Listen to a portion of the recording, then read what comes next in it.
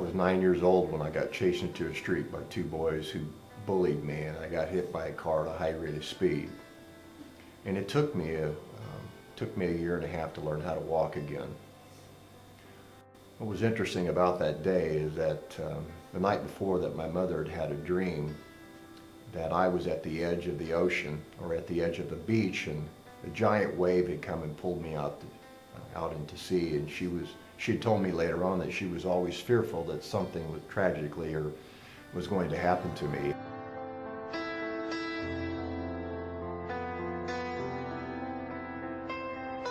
After Mom had that dream, and after I'd been hit by that car and I was in the hospital for almost a month and a year and a half to learn how to walk again, she really started to look for spiritual significance in her life, because she felt like that dream had meant something to her. And she started to get involved with a group of people who were from the Universal Church, or what we called Unity. And if you're not familiar with that, the Unity Church, or Universal Church, believes that all religions are the same, that everybody's going to end up in the same place. You're just taking a different path how to get there.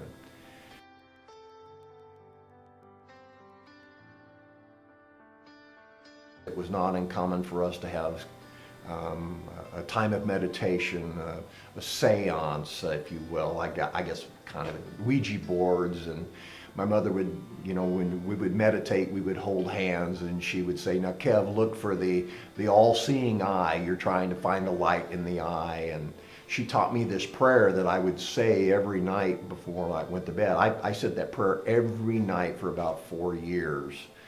And looking back on that, all of that stuff is, biblically speaking, is cultic practices, but I didn't know so at the time. I thought I had a relationship with God, and so did she.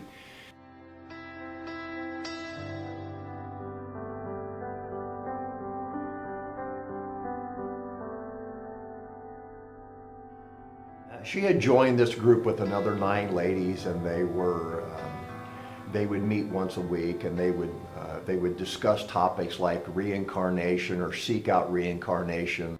I remember that she had came back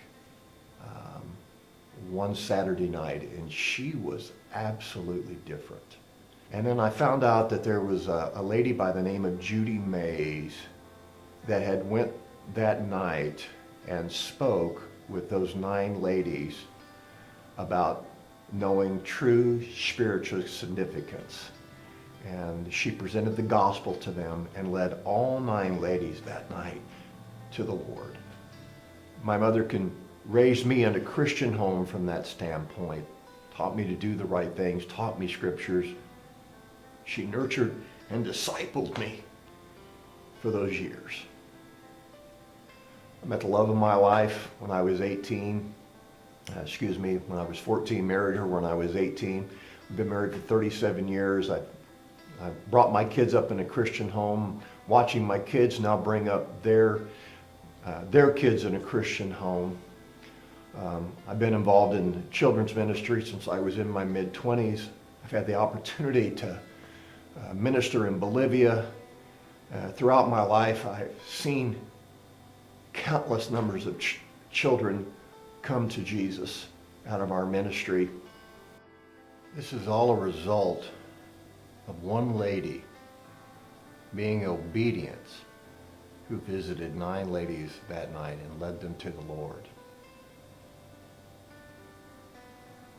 You see, I am a firm believer that one person can make a difference.